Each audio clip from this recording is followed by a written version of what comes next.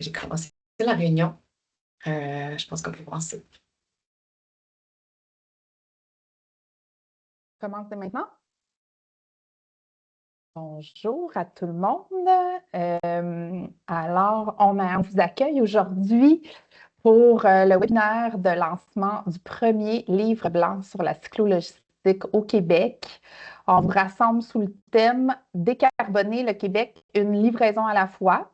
Moi, je suis Pauline Robert, directrice générale de Coop Carbone, et j'ai l'honneur d'ouvrir ce webinaire avec vous. Puis je dis honneur, pas comme ça, là, c'est parce que pour moi, je suis très impressionnée de voir les gens qu'on a autour de la table aujourd'hui, qu'on va entendre. Je suis aussi impressionnée du travail qui a été fait, le livre blanc qu'on vous présente. Donc, je suis vraiment fière de pouvoir prendre la parole en premier. Je veux d'abord vous présenter Coop Carbone. C'est une coopérative de solidarité à but non lucratif qui est engagée dans la lutte au changement climatique à travers l'innovation collective. Ce bout-là est très important pour nous. Cette coopérative-là, elle a été fondée en 2011 et aujourd'hui, c'est quand même 50 membres travailleurs répartis entre Québec, Montréal et le centre du Québec. Et on travaille à la réduction des émissions de gaz à effet de serre des 4 secteurs les plus émetteurs de GES au Québec. On a 2 axes d'intervention principaux. On a l'accompagnement. Donc, on est un peu comme des consultants. On peut accompagner sous différentes formes, mais on fait aussi le développement de grands projets structurants. Donc, nous-mêmes, on est sur le terrain puis on développe des solutions. On est sur donc une centaine de projets comme ça par année, de projets d'accompagnement ou de projets structurants qu'on développe. En tout, là, ça fait une centaine chez nous là, d'actions qui sont en cours. Et c'est en bonne partie, bien qu'on soit beaucoup à Québec, beaucoup à Montréal, c'est en bonne partie nos projets sur les territoires périurbains, ruraux, donc pas juste dans les grands centres, on est vraiment partout au Québec. Mais aujourd'hui, ce qu'on vous présente, ça traduit vraiment notre culture coopérative, notre culture collaborative. Donc, je veux vraiment féliciter ce travail-là, féliciter, remercier l'ensemble des partenaires, des collaboratrices, des collaborateurs qui ont été impliqués de près ou de loin, à toutes sortes d'étapes dans la réalisation de ce livre blanc. Aujourd'hui, on vous présente le fruit d'un travail collectif qui a été nourri par des échanges, des expériences terrain, des réflexions qui ont été partagées avec les municipalités, les transporteurs, les commerçants, les chercheurs aussi. On est allé jusqu'aux citoyennes et citoyens qui sont engagés et les membres de l'écosystème de manière large, l'écosystème de la logistique urbaine durable au Québec. Donc, beaucoup d'expériences, beaucoup de monde qui ont collaboré à ce travail. Je remercie aussi particulièrement la Ville de Québec, la Ville de Montréal, les partenaires institutionnels pour leur confiance, leur appui, mais aussi la collaboration dans divers projets terrain pilotes qui ont permis d'ancrer ces apprentissages-là dans la réalité, qui nous permettent de faire des démonstrations, d'aller plus loin que la connaissance, mais aller dans l'expérimentation. Puis je ne parle pas ici juste de remercier des bailleurs de fonds, je fais exprès de nommer que c'est des partenaires parce qu'ils ont aussi été impliqués dans ces différents projets-là. Ils ont contribué activement à rendre ces choses-là possibles. Des fois, il faut travailler sur le zonage, des fois, il faut travailler sur la réglementation. Donc, c'est un secteur où on a besoin de plus que des bailleurs de fonds, mais des partenaires. Et la Ville de Québec, la Ville de Montréal et d'autres partenaires institutionnels ont vraiment embarqué avec nous dans plusieurs projets comme ça. Évidemment, je souligne l'engagement des membres de Coop Carbone qui, depuis 2017, travaillent très fort et avec beaucoup d'engagement à repenser la logistique urbaine, développer des solutions concrètes, favoriser le passage à l'action. C'est quelque chose qui nous rend très fiers chez Coop Carbone, c'est qu'on a des gens très engagés qui sont vraiment tournés vers l'action. Et le dépôt de ce livre blanc, c'est une première étape. Euh, On remercie d'avance les gens qui vont contribuer avec leurs idées, leurs retours peut-être, leurs commentaires, mais aussi avec leurs actions à aller encore plus loin pour enrichir cette démarche de développement de la logistique urbaine et faire avancer, encore une fois, collectivement la transition vers une logistique du dernier kilomètre qui est plus durable, mais aussi que nous, on considère plus humaine. Merci particulièrement à nos 3 auteurs et autrices, Caroline Marie, Suzanne Piry, Michael Brard. Merci d'avoir tenu le crayon.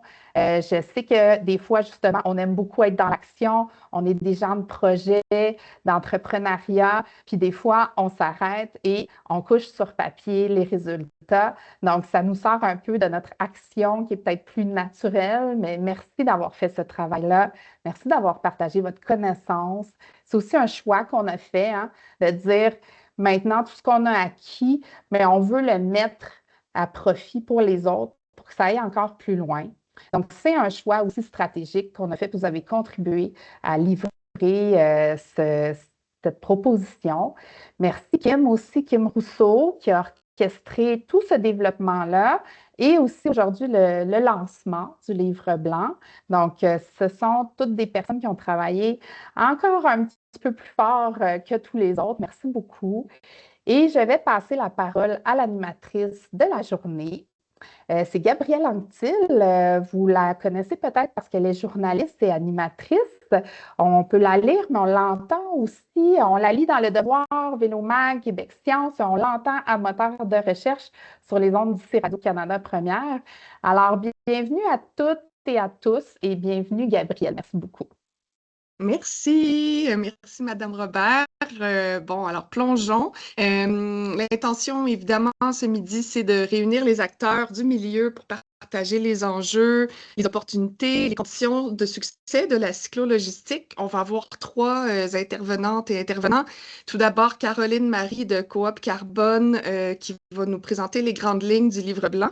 Ensuite, on va avoir Catherine Picard de Nationex qui va pouvoir nous parler concrètement de l'expérience de Nationex à ce sujet et finalement Jean-Baptiste Mort de la Ville de Québec qui va pouvoir nous présenter la question du point de vue municipal.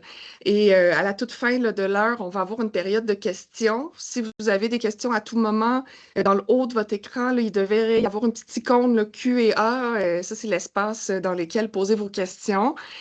On va y revenir donc à la fin là, de la présentation. Vous aurez aussi remarqué là, que le webinaire est enregistré. Ça va être disponible sur nos réseaux pendant quelques temps. Puis, évidemment, là, vous allez aussi recevoir le lien du livre blanc qui contient tous les détails. Alors, commençons avec Caroline Marie, avec qui j'ai très hâte de discuter, qui est conseillère stratégique en mobilité durable, responsable aussi du programme logistique durable chez Coop Carbone. Elle est l'une des autrices du livre blanc, une experte de la question. Et elle va nous présenter aujourd'hui le contexte d'inspiration du livre blanc et en quoi la cyclo-logistique, c'est une réponse à plusieurs des enjeux urbains.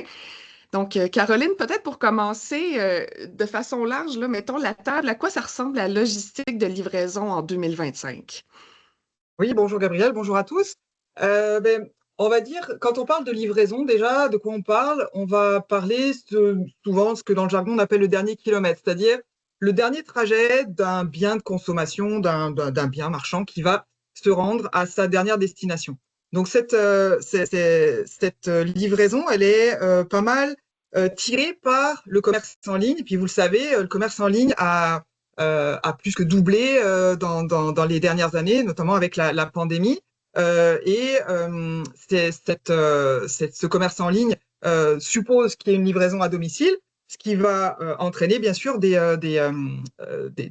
véhicules sur les routes. On a une étude qui a été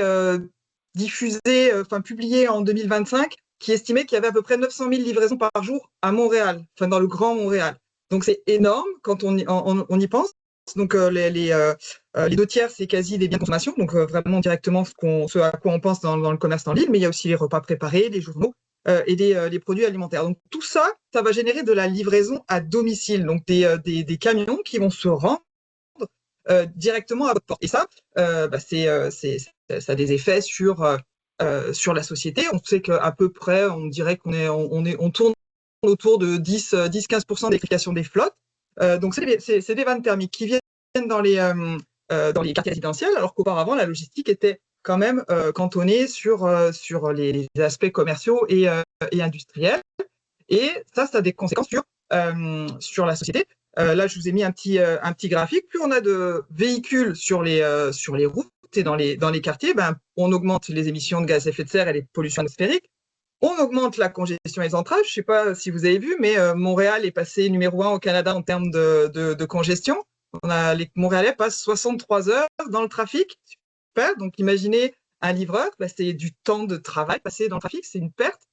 On a aussi des accidents plus fréquents, plus graves aussi, vu le poids des véhicules. On dit l'usure des infrastructures. Plus les véhicules sont lourds, plus ça use la chaussée, ça use les infrastructures. Et puis, des pollutions sonores et visuelles.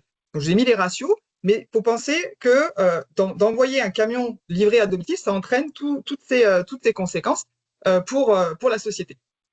Et je vous ai mis il y a un petit chiffre sur la diapo, la 0,87 du kilomètre. En fait, c'est une moyenne qu'on a travaillé à partir de différentes études, des impacts en fait monétaires. Si on monétise tous ces impacts sur la livraison, puis je me suis amusé à faire le calcul de coin de table ce matin. En gros, faut avoir un ordre de grandeur, ça fait 300 000 $ par jour à Montréal. Juste pour se donner une idée de ce que coûte en fait toutes ces 900 000 livraisons sur le Grand Montréal. C'est vraiment bon. En lisant le livre blanc, là, il y avait beaucoup de statistiques comme ça qui frappent. Moi, celles qui m'ont sauté aux yeux, c'est celle du dernier kilomètre qui coûte de 30 à 60% du prix total du transport et qui émet la moitié des gaz à effet de serre de toute la chaîne logistique. Donc ça, c'est vraiment intéressant. Ça nous ramène justement à la question de la cyclo-logistique, là, puisque ça se présente comme une solution à cette question du dernier kilomètre. Là, c'est quoi exactement donc la cyclo-logistique et comment est-ce que ça peut justement venir solutionner tous ces problèmes? Donc, quand on parle de cycle logistique, on parle du transport de marchandises à vélo. C'est grosso modo, on va tout mettre là-dedans. Puis, comme vous le voyez à l'écran, il y a des vélos pour tous les goûts, pour toutes les capacités, pour tous les types d'opérations. Et de plus en plus, ces offres sont faites ou conçues, ces offres de vélo, on va dire, sont conçues au Québec.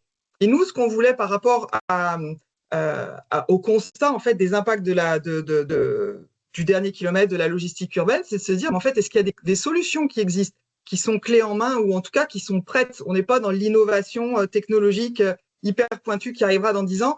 Oui, le vélo existe déjà et il est performant. Donc ça, on voulait le partager, on voulait dire à quelles conditions il est performant, à la fois du point de vue des entreprises et du point de vue des municipalités ou en tout cas des collectivités, parce que le vélo est une solution qui, parmi d'autres, qui a l'avantage de réduire de près de 90% les externalités dont j'ai parlé, congestion, sécurité routière, pollution. C'est celui qui a le plus d'impact. Donc, si on peut l'utiliser, faisons-le, parce qu'on a tous à y gagner, la société comme les entreprises.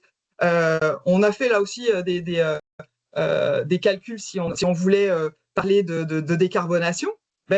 Si on transférait ne serait-ce que 10% des livraisons urbaines sur des vélos cargo, à Montréal, ce serait l'équivalent de retirer en fait 25 tonnes équivalent CO2 par jour. Donc l'effet est assez énorme et donc il faut arriver à trouver les moyens de passer à l'échelle puis de mettre beaucoup plus de vélos que ce qu'on a aujourd'hui. Oui, justement, là, il y a clairement des avantages, mais évidemment, il faut que les conditions soient réunies. On peut imaginer, là, en ce moment, il y a de la neige à Montréal, ça peut devenir un frein. Quelles sont les conditions? Comment est-ce qu'on fait pour que ça fonctionne? Alors, il faut déjà enlever plein de barrières qu'on a dans la tête. Effectivement, le vélo en hiver, c'est la première question qu'on nous pose. Est-ce que ça roule en hiver? Oui. Du coup, maintenant, on le met dans le pitch de départ, c'est le vélo, il roule en hiver. Mais il faut s'adapter. Et c'est pareil pour tout. Il faut adapter la ville, il faut adapter les opérations. C'est pas naturel. C'est pas on remplace une vanne par un vélo juste comme si c'était la même chose. Non, c'est des véhicules avec des propriétés différentes. Donc, côté ville, on voit qu'il y a de l'intérêt à promouvoir l'usage du vélo cargo vu la réduction des nuisances qu'une conversion ou qu'un transfert modal peut entraîner. Donc, ce qui va peser dans la balance, c'est est-ce qu'il y a des contraintes de circulation qui sont posées aux véhicules, soit énormément de congestion, puis on ne peut pas tomber des buildings pour faire des autoroutes, donc il faut jouer avec l'urbanisme. Donc, est-ce que ces contraintes-là, elles sont imposées ou elles sont déjà existantes? Ça peut être une zone faible émission, ça peut être une zone piétonne. Donc ça, c'est des contraintes de circulation qui vont amener les entreprises à devoir trouver une solution pour rester performants. On peut avoir des réglementations, des aménagements qui vont faciliter les éléments qui sont nécessaires à la cyclo-logistique. Là, on doit avoir des vélos, c'est sûr, des livreurs à vélo, des marchandises, mais aussi il faut des espaces de logistique qui vont permettre de rapprocher le vélo de sa destination finale. Et ça, c'est quelque chose qui doit se travailler en partenariat avec les municipalités. Et puis, il va falloir mobiliser les parties prenantes pour les amener à ces changements, accompagner les plus petites entreprises. Il faut travailler avec les commerçants, les transporteurs, les expéditeurs. Et puis, du côté de la municipalité, moi, ce que je vois, en fait, au vu des échanges qu'on a eus, c'est qu'il faut absolument offrir de la prévisibilité, de l'exemplarité. Je pense aux appels d'offres, par exemple, les politiques d'approvisionnement et de la cohérence. Et ça, c'est quelque chose qui doit se planifier et s'annoncer sur un pas de temps qui est connu de tous. Puis les entreprises, il faut comprendre si la nature des opérations est propice à la cyclo-logistique. Il faut savoir ensuite quel est le vélo qui est adapté à mon besoin. Vous avez vu, il y avait une ribambelle de vélos cargo, mais on ne va pas juste prendre le plus gros parce qu'il est plus gros. C'est vraiment ça dont j'ai besoin. Et ensuite, adapter ces opérations avec un espace de logistique urbaine, une définition des routes pour les vélos, la saisonnalité, comment on la gère, est-ce qu'on a des enjeux de topographie, etc. Mais globalement, nous, le nœud vraiment central sur lequel tout va se jouer, c'est l'espace de logistique urbaine. C'est-à-dire l'espace qui va permettre de transborder un camion vers plusieurs vélos cargo, parce que le vélo a des performances, on va le voir après, des performances qui sont sur de la proximité. Et donc ça va être l'infrastructure clé qui va favoriser le report modal des vannes vers les vélos cargo. Ben justement, la question, bon, je ne suis pas surprise que la question de l'hiver soit la première qui soit posée. Probablement que dans le top 5, il y a aussi la question de la performance. Voyons donc, un vélo cargo, ça ne peut pas être aussi efficace qu'une vanne, ça ne transporte pas assez. Qu'en est-il justement, là, je sais que dans le livre blanc, vous les avez comparés, ces fameuses performances-là. Est-ce que la cyclo-logistique se compare? Est-ce que c'est compétitif comparé à l'utilisation de véhicules? Carrément. C'est vraiment ces performances-là qui font que le vélo est aujourd'hui une vraie solution. On ne le fait pas pour se faire plaisir, on ne le fait pas pour la vertu, c'est parce qu'il y a des vraies performances économiques à la clé liées aux performances opérationnelles du vélo. À minima, ce qui a été mesuré, c'est que le gain opérationnel était de au moins 15%. Mais ce qu'on voit sur le terrain avec les entreprises qui se sont converties, c'est que ça va bien au-delà. On est au moins à 25% de gain opérationnel, c'est-à-dire que on a par exemple, une des vignettes là, c'est le nombre de livraisons par heure est beaucoup plus élevé pour des vélos en ville que pour une vanne. Pourquoi? Parce que le vélo est beaucoup plus agile et donc il évite il est pas coincé dans le trafic. Il peut se stationner à proximité de l'espace de livraison et donc sa performance augmente. On a des entreprises qui ont vu finalement le temps de travail des livreurs qui étaient réduits parce que le vélo était beaucoup plus performant que la vanne. Et à Montréal, on a une équivalence de vitesse entre le vélo et la vanne en centre-ville. Donc, le vélo est vraiment tient totalement la comparaison et la plupart des entreprises qui travaillent avec nous ont été capables de convertir, de remplacer en fait leurs vannes par des vélos cargo sans que ça nuise à leurs opérations, avec même des gains à la clé. Après, on a aussi des cas d'usage qui vont être plus ou moins propices pour le vélo. Mettons que les trois gros critères qui ne sont pas cumulatifs pour se dire que le vélo, c'est une bonne chose pour mon entreprise ou mon organisation, c'est la densité, la proximité ou la fiabilité. On va avoir les livraisons de proximité ou les sorties de caisse, où là, en fait, l'épicerie, la pharmacie va livrer dans un rayon de 3 à 5 km, qui est un peu le rayon optimal pour le vélo cargo. Puis là, il n'y a pas d'enjeu de consolidation, c'est-à-dire de mettre le plus possible de colis dans le vélo. Il faut juste livrer quand c'est demandé. Et donc là, on a fait des modélisations sur des cas réels. On a des gains opérationnels de l'ordre de 20% qui peuvent être économisés si l'entreprise, enfin, l'épicerie, la pharmacie, passe par le vélo cargo plutôt que par ces véhicules habituels. On a le cas des entreprises qui ont une haute densité de livraison. Et là, ça va se jouer sur les centres-villes relativement denses, où là, l'agilité du vélo fait qu'il est beaucoup plus performant que la vanne. C'est mon 25 arrêts versus 19 arrêts à l'heure qui était dans la diapo précédente. Et puis, on va avoir aussi la distribution B2B de proximité qui va rester performante dans ce cas-là. Et puis, bien sûr, quand on a des zones contraintes, le vélo peut être la seule option pour livrer dans ces zones-là. Si on a une zone piétonne, par exemple, les piétonisations saisonnières qu'on voit à Montréal ou à Québec, le vélo est le seul à pouvoir passer. Donc là, ça offre une possibilité de répondre aux clients qui est beaucoup plus large.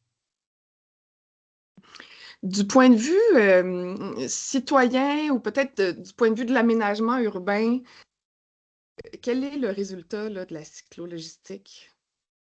On a des rues plus apaisées. Le vélo prend 75% de moins d'espace qu'une vanne. Donc là, la compétition pour l'espace, on parlait de la congestion, mais c'est aussi sur la bordure de rue, sur le quartier, en fait. Le vélo permet d'apaiser aussi la présence des véhicules dans les quartiers. Bien sûr, on a moins d'émissions polluantes. Et puis, il y a un côté sympathique. C'est que les livreurs à vélo se font saluer, sont bien accueillis. Et ça, je trouve que c'est aussi important à avoir en tête, à la fois pour garder du personnel, parce que d'accord, il y a l'hiver, mais quand même, on se fait jamais insulter quand on est à vélo.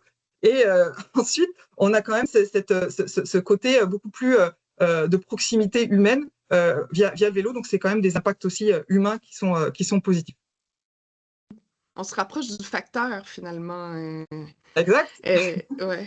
Ben, merci beaucoup, Caroline. Finalement, ce qu'on comprend, là, c'est que les bénéfices de développer la logistique du dernier kilomètre avec l'intégration du vélo cargo sont très convaincants, là. Moi, j'ai trouvé ça très intéressant à lire le livre blanc. Il y avait beaucoup de statistiques qui m'ont beaucoup surprise, là. Peut-être que je connaissais mal le dossier. De toute évidence, là, enfin, il y a des données très convaincantes qui pourraient faciliter le passage à l'action pour les gens qui souhaiteraient emboîter le pas. Et tout ça, c'est des données. Ce que je trouve intéressant, c'est qu'on a aussi Nationex avec nous, donc Catherine Pinard, qui, elle, s'est rivée au défi très concret, parce que là, c'est bien beau parler des avantages, mais il y a effectivement la réalité. Chef de la direction de Nationex, premier transporteur canadien certifié B Corp, qui est une entreprise exemplaire en matière de développement durable. Donc, bonjour Catherine, merci d'être là. On pourrait peut-être commencer par placer Nationex. Qu'est-ce que vous faites en cyclo-logistique et présentement, mais aussi quelles sont vos ambitions, là, vos prévisions, vos plans pour l'avenir? Bonjour tout le monde. Effectivement, Nationex, en fait, nous, dans le fond, notre histoire, ça fait 45 ans qu'on existe, on fait de la livraison de colis en 24 heures. C'est essentiellement ça, notre modèle d'affaires. Le vélo, est arrivé chez nous il y a à peu près 2 ans. En fait, il y a à peu près 2 ans et demi, on a dit, on voulait s'est donné comme ambition de devenir le leader canadien de la livraison durable. Et donc, ça passait d'abord par, évidemment, la durabilité, ça ne touche pas que le dernier kilomètre, mais dans notre cas, évidemment, c'est là qu'on a le plus d'impact en mettant nos camions. Fait qu'on a commencé par faire l'acquisition de camions électriques. Ça a été notre première étape. Mais après ça, assez rapidement, on a fait l'acquisition d'une entreprise qui s'appelait Courant Plus, qui était une entreprise située à Montréal et qui faisait que de la livraison durable sans émission. Et donc, eux avaient des vélos cargo. C'était notre première phase de vélo cargo vraiment sur l'île de Montréal. À ce moment-là, on en avait quelques-uns. On se retrouve en septembre 2023. Et donc, depuis, on a ajouté des vélos sur la route. On a fait l'acquisition en janvier dernier d'une entreprise qui s'appelle Nearby à Toronto, qui, elle, a aussi fait que de la livraison à vélo dans le centre-ville de Toronto. Donc, on est rendu, je dirais, bien implanté autant à Montréal qu'à Québec avec les vélos. Puis tantôt, je souriais quand vous disiez est-ce que la neige, c'est quoi l'impact de la neige? Mais aujourd'hui, on a une trentaine de vélos sur la route puis regardez dehors. Là, donc, c'est pas pire que d'essayer de se stationner en camion que de se stationner en vélo. Mais j'ai beaucoup de reconnaissance envers les livreurs quand même dans ces journées-là. C'est des journées pas faciles. Donc, on se retrouve aujourd'hui avec peut-être en tout 150 véhicules qui sont électriques, dont une partie qui sont à vélo. On parlait de l'ambition. C'est quoi notre ambition? Notre ambition, ça va être de doubler ça. Et surtout, oui, le doubler dans une certaine densité, parce que Caroline l'a mentionné, le plus important, c'est la densité. Où ça devient intéressant d'avoir des vélos à l'opposé d'avoir des camions, c'est est-ce que je suis capable de stationner mon vélo rapidement, faire de la livraison et revenir. Et là, c'est là qu'on se met à calculer la rentabilité de tout ça. Fait que donc, on veut doubler le nombre de vélos dans les centres qu'on utilise en ce moment, mais on veut surtout se répandre dans d'autres villes. Et c'est là le défi, parce que la densité, c'est sûr que quand on parle de Montréal ou on parle de Toronto, la densité est importante. Puis il y a des grandes villes, Québec, tout ça, mais quand plus on se rapproche des villes qui ont un peu moins de densité, plus ça devient super important d'être bien situé, d'avoir le vélo où il y a la densité vraiment, parce que pour nous, c'est quand même un trajet de plus, là, de se rendre au mini-hub dont on parlait tantôt pour aller déposer nos colis, puis qu'en plus, puis après que le vélo vienne le chercher. C'est quand même une étape supplémentaire. Il faut qu'elle vaille la peine, cette étape-là. Donc, voici, c'est ça nos ambitions des prochaines années. Donc, essayer de vraiment d'en mettre de plus en plus de vélos parce qu'on sait que ça fonctionne, mais on est encore en train de travailler sur l'efficacité pour être sûr que ce soit un modèle qui, à long terme, va être rentable. Dans le livre blanc, d'ailleurs, le considérant concernant là, il y a des calculs très intéressants là, sur le temps entre le moment où le véhicule est stationné puis que la livraison se perd. Là, ça, c'est en fait très intéressant. Ceci dit, bon, là, ça fait 2 ans, vous disiez, vous avez eu le temps de voir les avantages de ce type de livraison-là, les défis, bien évidemment. J'aimerais vous entendre un peu là-dessus. Quelles sont vos découvertes? Oui, c'est sûr qu'au niveau des avantages, on a parlé le nombre de livraisons qu'on est capable de faire à l'heure. Caroline l'a nommé. Moi, c'est pas j'ai des chiffres un peu différents chez nous, mais c'est toujours en fonction de plus c'est dense, plus c'est possible d'augmenter notre rentabilité. Évidemment, le plus gros impact pour nous, un transporteur qui veut être le plus durable possible puis diminuer, vous avez dit, on est B Corp, on a vraiment l'ambition de faire toujours mieux. C'est aussi évidemment au niveau des gaz à effet de serre. Ça, il n'y a aucun doute qu'on vient faire une différence. Et puis, l'acceptabilité sociale aussi.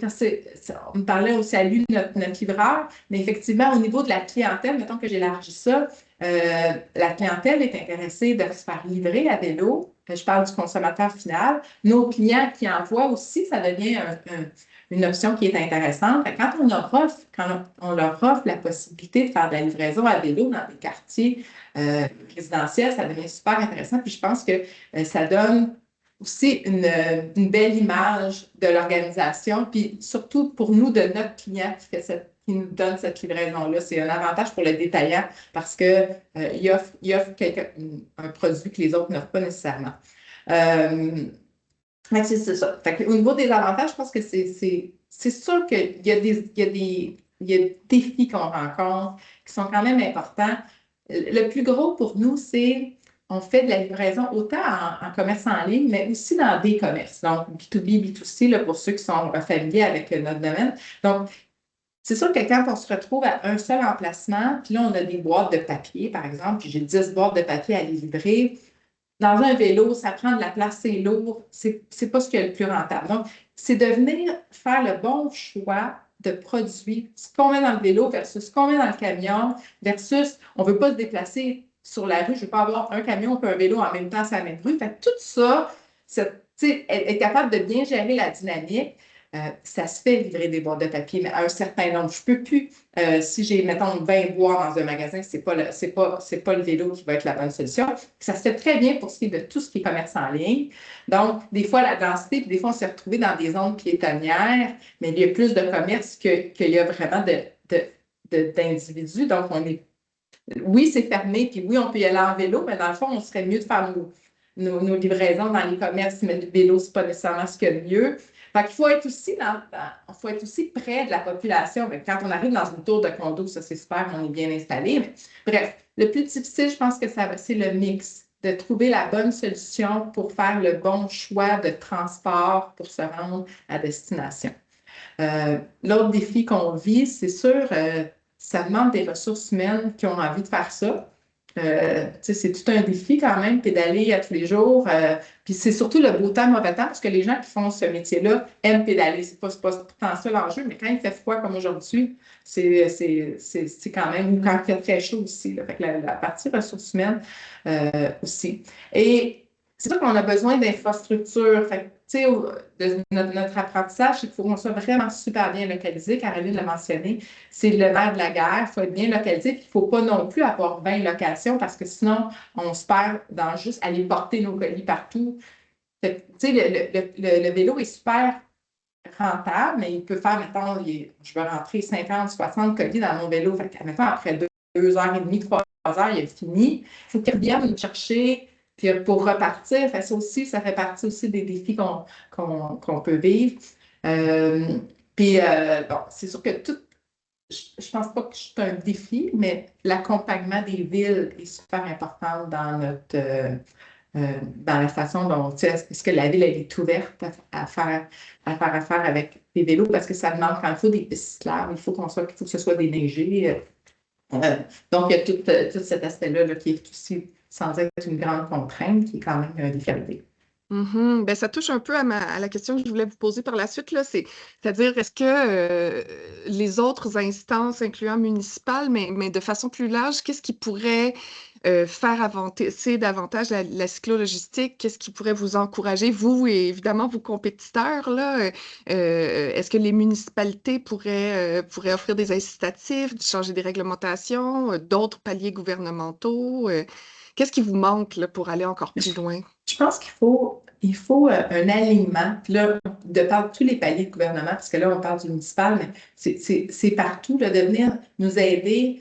Il y a des incitatifs réglementaires qui pourraient être mis en place, des zones qui pourraient être prévues, faciliter le vélo dans des zones piétonnières où on pourrait aller, interdire certaines fois peut-être les véhicules à essence. Si on veut prendre un grand virage, tout le monde ensemble, il va falloir qu'on ose faire des premiers pas, qu'on ose faire des choses, parce que moi, je veux bien livrer en électrique ou livrer en vélo, mais si à la fin, l'investissement que je mets, je reste une entreprise privée, il faut qu'à la fin, ce soit rentable et que j'ai un certain avantage de le faire, parce que c'est quand même de la logistique qui est supplémentaire, et qu'il faut quand même le prévoir. Évidemment, de quelle façon? C'est sûr, en nous aidant à trouver les bons endroits pour se situer.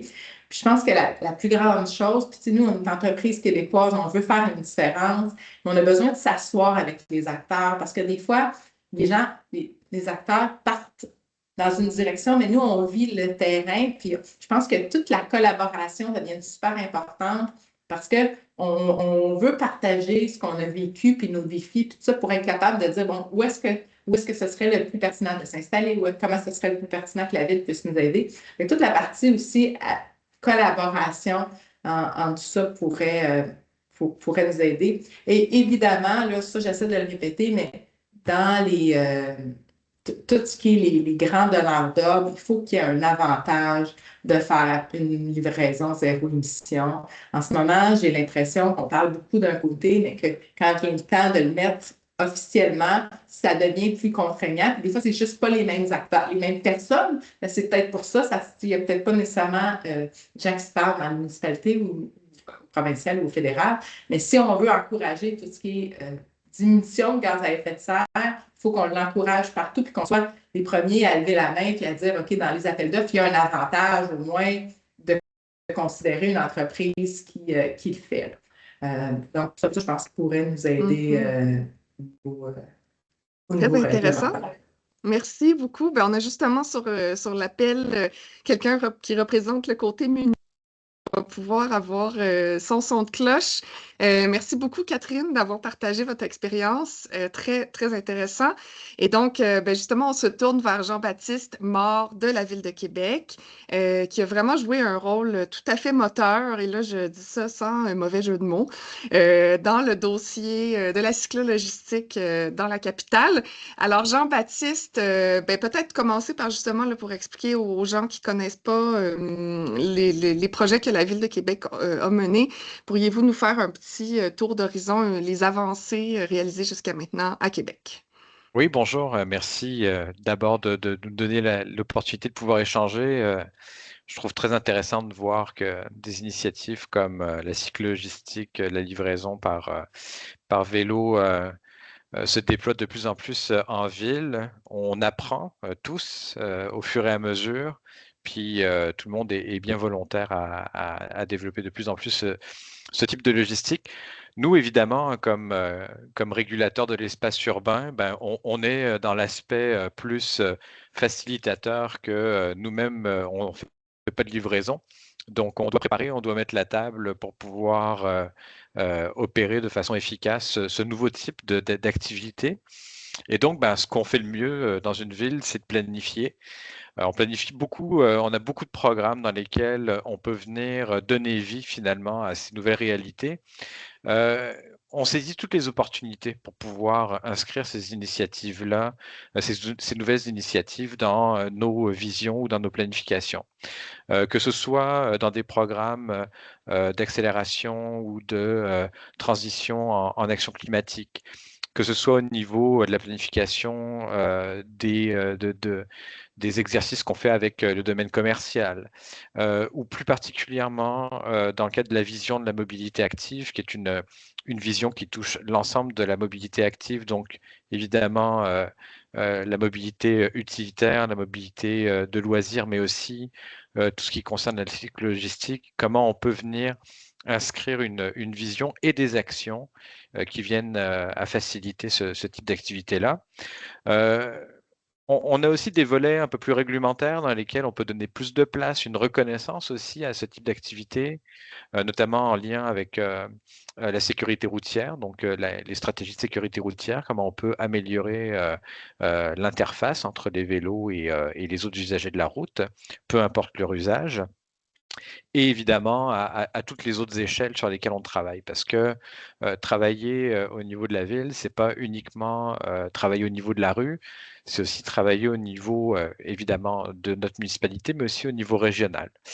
Donc, on essaie de planifier correctement cette nouvelle activité, de lui donner une bonne place, et puis après d'adapter nos outils pour pérenniser finalement cette action-là. Alors, nous, comment on peut le faire pour pérenniser? Ben, on l'a mentionné, hein, il y a un aspect réglementaire qui concerne les villes. C'est une partie qui parfois avance pas toujours au même rythme que ce qu'on voudrait. Pourquoi? Parce qu'une réglementation, ça prend quand même du doigté pour pouvoir la mettre en place. On aimerait bien pouvoir être très agile et pouvoir l'adapter au fur et à mesure. Mais une réglementation, il faut pas seulement la dire, il faut aussi la faire respecter et la mesurer et la contrôler. C'est plate un peu, mais c'est l'objet d'une réglementation. Donc, généralement, quand on arrive avec de nouvelles activités, il faut être certain de son coût parce que ça a toujours une incidence sur d'autres activités ou sur des citoyens. Donc, il faut vraiment être certain de poser le bon geste et donc d'insérer ce type d'activité-là de la meilleure façon qui soit. L'autre aspect, on en parlait précédemment, il y a la question, oui, d'autoriser l'usage, mais aussi de le localiser au bon endroit. Traditionnellement, les activités de logistique, de livraison, sont situées dans des secteurs qui sont dédiés à ce type d'activité-là, qui ne sont pas toujours les secteurs les plus proches de la clientèle. Donc, c'est sûr que dans ce temps-là, ça pose un enjeu pour la livraison du dernier kilomètre. Donc, c'est à nous, les villes, d'être un peu précurseurs, à pouvoir générer une modification réglementaire qui permette l'usage de la logistique en milieu urbain, mais aussi de trouver les locaux. Donc, parfois, les villes jouissent de capital mobilier qui permettent de pouvoir prêter des locaux, mais parfois, on ne peut pas. Donc, il faut trouver des leviers qui permettent de pouvoir avoir une bonne disposition. Puis nous, à Québec, là où on a un petit enjeu, c'est que oui, on a une ville, mais on a aussi un beau dénivelé à franchir, donc, et qui est en milieu urbain. Donc, il faut réussir à trouver les bons locaux aux bons endroits. Là encore, c'est pas toujours quelque chose qui est toujours aisé à faire du premier coup, mais on essaie d'utiliser nos leviers là-dessus. Et d'ailleurs, on l'a fait de façon assez efficace dans la recherche de locaux à Québec avec le 840 Honoré Mercier puis le 410 Lafayette. Donc, vous comprendrez que c'est un travail de longue haleine, hein. On n'est pas immobile, on est actif, mais disons qu'en termes d'agilité, on est plus comme un paquebot plutôt qu'un vélo qui arrive à tourner sur un dixaine. Donc, bon, peut-être pas toujours. Paquebot, c'est quand même très, très difficile à faire virer, mais disons que on n'a pas toujours la rapidité et l'agilité avec laquelle on aimerait bien pouvoir agir, mais c'est sûr et certain que l'aspect de la cyclo-logistique fait partie de nos envies de planification et de l'intégration à nos planifications pour les prochaines années. Vous avez touché là, la question du zonage dans le livre blanc. Je trouvais ça très intéressant parce qu'il y avait une section dédiée à une analyse comparative des impacts de ce type de logistique et qui observait que c'est finalement comparable à une épicerie. Donc, d'un point de vue de zonage, on n'est vraiment pas au même niveau là, que, par exemple, un centre de transbordement où il y aurait des 10 roues là, qui débarquent à 20 fois par jour. Là. Donc, ça, c'est quand même très intéressant. J'aimerais vous entendre un peu sur l'avenir. Là. Québec est récemment entré dans le palmarès des villes les plus cyclables au monde. Félicitations. Donc, de toute évidence, bon, avec les élections municipales, on l'a vu, là, il y a eu une reconduction là, du maire qui a, par le passé, déjà démontré un intérêt là, pour la chose cycliste. Concrètement, là, quelles sont les prochaines étapes là, pour vous? C'est de continuer. Donc, on est effectivement très fiers d'avoir réussi à percer le top 30 de l'indice Copenhagenize cette année. Pour nous, c'est une reconnaissance, oui, de nos actions, mais surtout une motivation pour continuer et en faire plus. La question de faire plus est de voir dans différentes sphères d'activité qui est rattachée au vélo comment on peut améliorer évidemment les déplacements cyclables de tout type, hein, que ce soit loisirs, utilitaires ou aussi d'un point de vue logistique. C'est sûr que pour nous, l'action se transmet directement dans la réalisation des infrastructures. Donc, à chaque fois qu'on peut faire une infrastructure, évidemment, on vise à l'amélioration de la cyclo-logistique. Mais il y a aussi tout l'aspect réglementaire, donc j'en parlais tout à l'heure, qui est très important. On peut y aller aussi à développer des nouvelles initiatives au niveau d'autres projets pilotes, adaptés en fonction de certains milieux. C'est sûr qu'on regarde ce qui se passe beaucoup, ce qui se fait à Montréal, puis le contexte urbain et la quantité de livraisons qui se font à Montréal sont vraiment dans un autre ordre d'échelle. Donc, c'est sûr qu'on s'inspire là-dessus. Là où on partage les connaissances justement avec les autres municipalités, c'est pour toute l'adaptation de ces nouveaux véhicules dans l'espace urbain, que ce soit dans les interfaces avec les autres cyclistes, mais aussi avec les autres usagers de l'espace urbain, donc les piétons, les automobilistes. De voir quelle place on donne finalement à l'aspect de la cyclo-logistique. Puis là, je vais ouvrir un petit peu plus large, pas uniquement dans un cadre de livraison, mais aussi dans un aspect logistique travailleur. Donc, on peut penser, par exemple, à un plombier ou à un électricien qui se déplace en vélo. Il faut penser l'espace urbain pour permettre justement à tous ces usages-là, à toutes ces fonctions qui se déplacent en vélo, à pouvoir opérer correctement.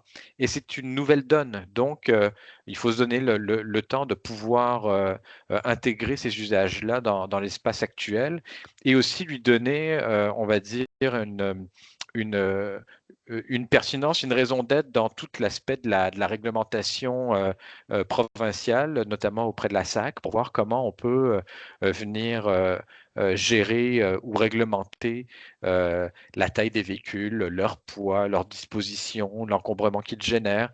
C'est beaucoup, beaucoup de petites choses à régler qui prennent du temps et sur lesquels on est quand même volontaire de participer. Donc, on observe, on agit, on conseille. Et notre but, c'est de faire de plus en plus de place à ce type d'initiative-là parce que c'est porteur, c'est bon. Vous l'avez dit tout à l'heure, hein, les gens sont sympathiques avec les gens qui font des livraisons à vélo. Nous, les collègues, dès que quelqu'un peut prendre en photo les vélos qui font de la livraison, on se les partage parce que c'est des succès, c'est apaisant de voir quelqu'un qui fait une livraison à vélo plutôt que dans un camion dans certains milieux. Donc, il y a que d'effets positifs. Donc, il faut lui trouver la bonne place pour ça.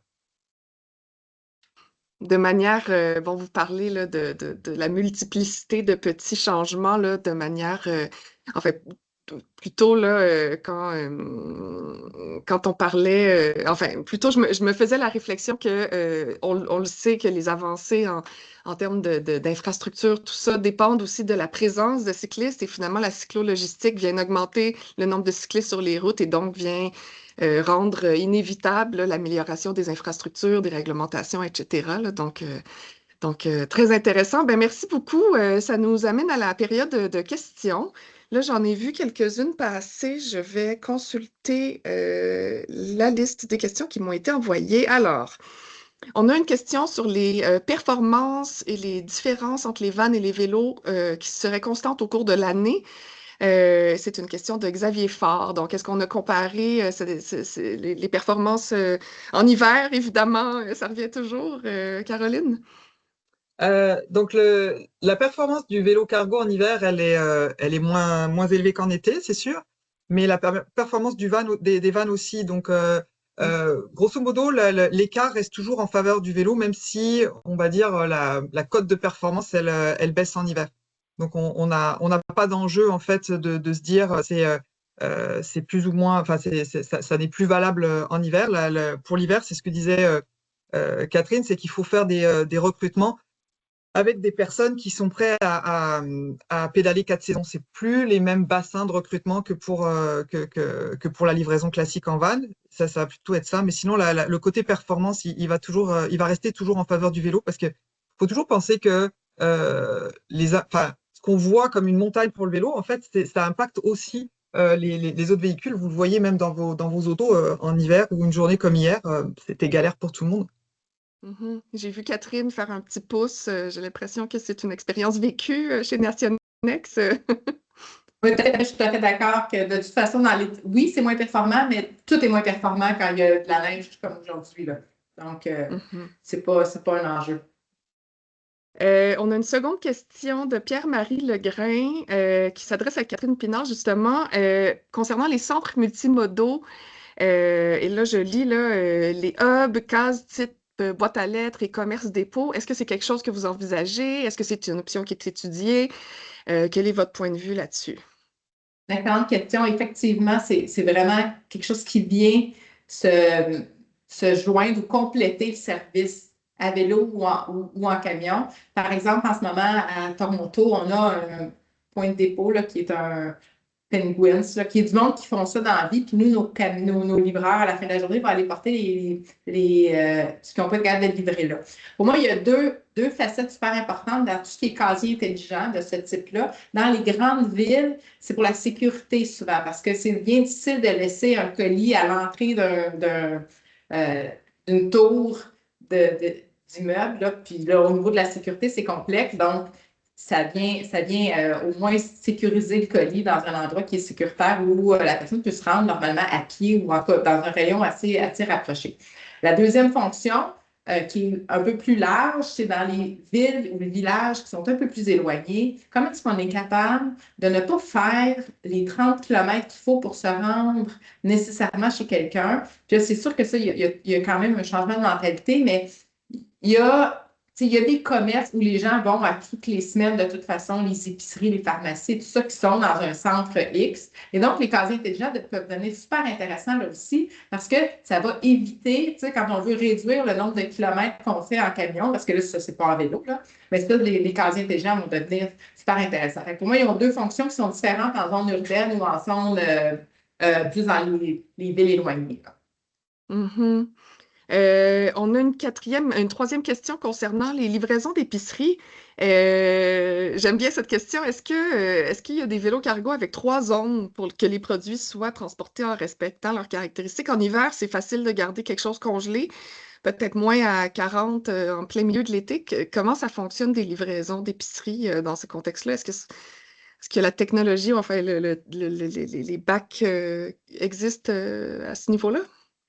Je vois Alors, Caroline qui lève les si yeux on au est sur la ciel. sortie, ouais, si on est sur la sortie de caisse en épicerie, généralement, c'est pas l'enjeu, il est pas tant sur le vélo parce que la livraison, elle est relativement rapide et puis des caissons isothermes vont faire la job pour garder la température au point de destination. Nous, on a comment dire, reculé pour l'instant sur les projets pilotes avec des températures dirigées à cause du hub de transbordement qu'il aurait fallu adapter avec des chambres froides ou des congélateurs.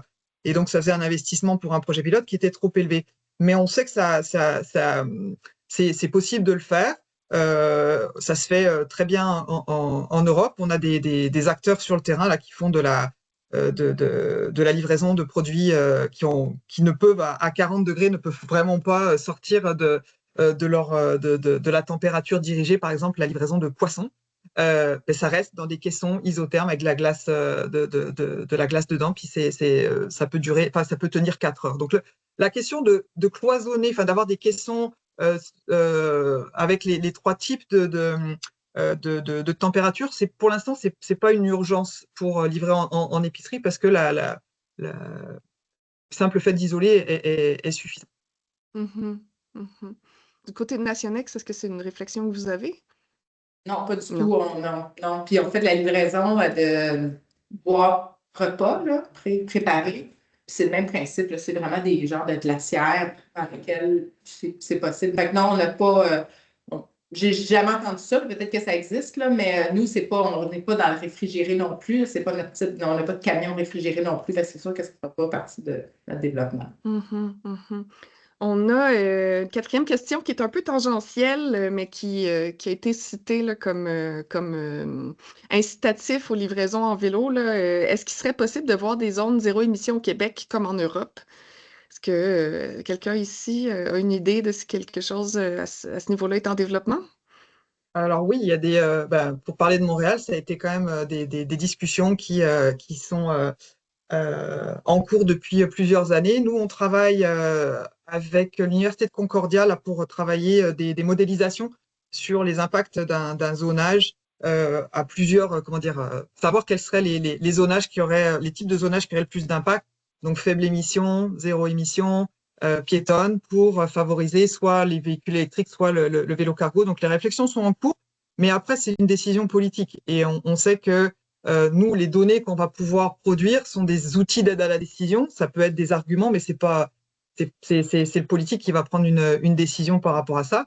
Et moi, je vais te passer la parole, Jean-Baptiste, parce que pour le coup, tu es une municipalité, mais ce qu'on a vu quand on faisait des discussions avec Montréal, c'est à Québec, ça fait 10 ans qu'il y a des zones piétonnes, puis que les entreprises se sont adaptées pour organiser la livraison avant 11 heures. Ça fait partie des opérations. Donc, à partir du moment où c'est acté, que c'est intégré, il n'y a plus qu'à s'adapter, quoi. Merci, Jean-Baptiste. Oui, justement, c'est dans cette orientation-là que je voulais aller.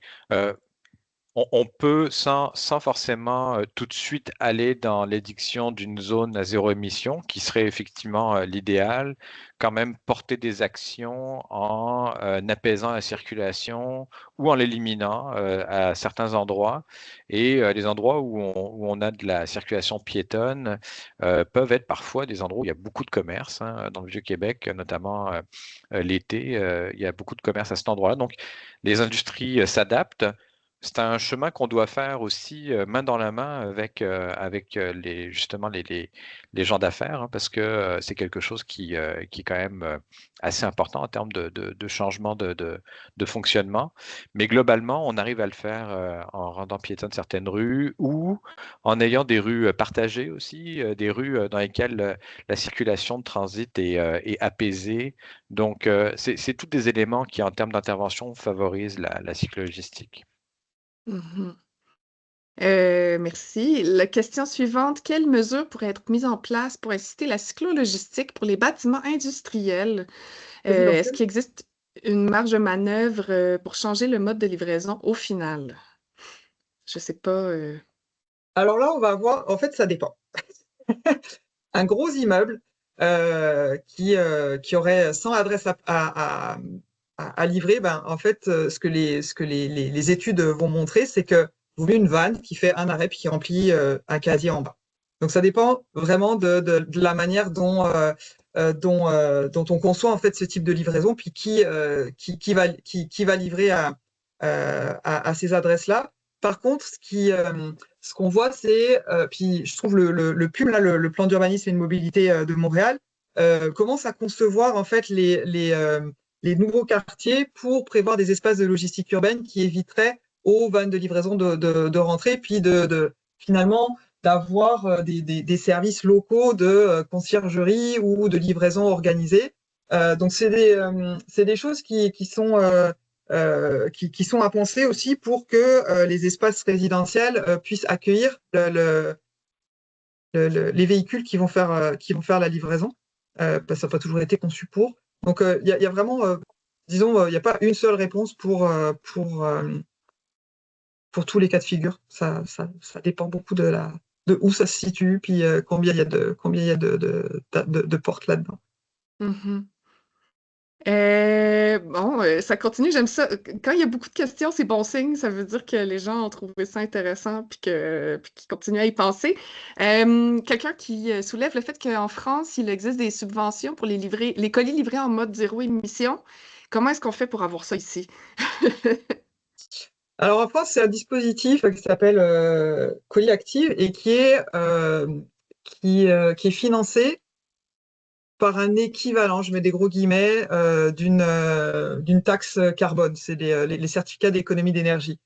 Donc, vu ce qui s'est passé avec le fonds vert, on n'est pas là aujourd'hui. Mais ça veut dire qu'il faudrait avoir des ressources qui soient dédiées à la décarbonation. Et le principe, c'est que ces dispositifs-là permettent au secteur de faire sa transition pour que les économies d'échelle rendent l'incitatif superflu à terme. Donc, c'est tout un système organisé pour amener le secteur à maturité. Mhm. Donc oui, ça fait là aussi on a toqué à plusieurs portes pour essayer de pousser l'idée, mais il n'y a pas beaucoup de réception pour l'instant à cette idée-là. Mhm. Quelqu'un qui aimerait qu'on fasse la comparaison de la cyclo-logistique ici au Québec par rapport aux pays européens. Je sais qu'il y a quelques données dans le livre blanc, là, justement, à ce niveau-là. Qu'est-ce qu'il y Alors, aurait peut-être à dire, ouais? les performances du vélo en Europe sont plus élevées. Les vitesses de déplacement du vélo sont 2 fois plus élevées que celles qu'on... Là, à Montréal, on vous a montré les données de Montréal, c'est que c'est équivalent. En Europe, les données vont montrer que le vélo va 2 fois plus vite que les véhicules de livraison classiques. Donc, c'est aussi pour ça qu'on a fait un livre blanc Québec, pour mettre de l'avant les exemples nord-américains, parce que les réalités sont pas les mêmes en Europe. La contrainte urbanistique est beaucoup plus forte en Europe. On va avoir des rues beaucoup plus étroites dans lesquelles le vélo va être optimal. Donc, c'est des choses qu'on n'a pas ici en Amérique du Nord. Donc, il fallait aussi trouver des exemples qui fonctionnent pour l'Amérique du Nord de manière à pas se décourager en disant ouais, non, mais c'est l'Europe, ça pourra jamais être pareil ici. Et puis, l'autre aspect aussi, c'est que la transition vers le vélo cargo n'est pas portée par les mêmes entreprises. Ici, en Europe, c'est beaucoup d'entreprises, on va dire, militantes. c'est des gens qui ont dit on veut faire du vélo, puis qui sont d'abord appuyés sur des gens qui voulaient la livraison à vélo. Peu importe, on va dire, le coût, mais c'était un positionnement marketing et de place sur le marché qui était porté par des convictions. Ici, ça beaucoup plus. Il y a eu les pionniers sont partis comme ça, hein, sur ce mode militant, mais là la transition, elle est tirée par des entreprises qui voient un intérêt économique. Et donc la trajectoire de transition n'est pas du tout portée par les mêmes leviers. Moi, quand je parle aux interlocuteurs français et belges, je fais ah waouh, c'est les gros joueurs qui tirent le passage à l'échelle de la cyclo-logistique. Et c'est pas une multitude de petites entreprises qui ont leurs offres de services sur le marché. Donc là, les dynamiques sont quand même différentes. Et pour nous, ce qui est intéressant, c'est de montrer, en fait, c'est parce qu'il y a un gain économique également. Il y a pas juste, il y a un gain environnemental énorme. Puis je voulais montrer là, le ratio des externalités est vraiment en faveur du vélo. Mais on a aussi la chance de pouvoir dire, on peut faire de l'argent à la clé. C'est pour ça qu'il y a des entreprises aussi qui embarquent. C'est pas, et ça, c'est un petit peu différent de la trajectoire en Europe où les grosses entreprises s'y sont mis un peu plus tardivement. Mm-hmm. Merci Caroline, je vois le temps qui passe. J'ai vu que Catherine, vous avez répondu aux questions directement. C'est une bonne idée, là. Ceci dit, j'aurais bien aimé vous entendre, là, mais au moins les gens ont eu leur réponse. Vous aurez vu, les gens qui nous écoutent, que Suzanne a ajouté l'hyperlien qui mène au livre blanc, si vous voulez continuer à creuser la question, dans le chat. Le code QR, j'imagine, mène à ça aussi. Sinon, vous pouvez écrire à l'adresse courriel qui apparaît à l'écran, livraisondurable@commercialcoopcarbone.com. Comme je disais plus tôt, le webinaire a été enregistré. Il va être épinglé sur la page LinkedIn de Coop Carbone. Voilà, je remercie à nos 3 participantes, Caroline Marie, Catherine Pinard et Jean-Baptiste Mort pour leur présence. Je veux rappeler aussi là, que la réalisation de ce livre blanc a été possible grâce au soutien financier du gouvernement du Canada et du gouvernement du Québec et aux partenaires de la Ville de Montréal et la Ville de Québec. Alors, merci d'avoir été présent et présente aujourd'hui. Je vous souhaite une belle fin de journée. Merci beaucoup. Merci, au revoir. Au revoir.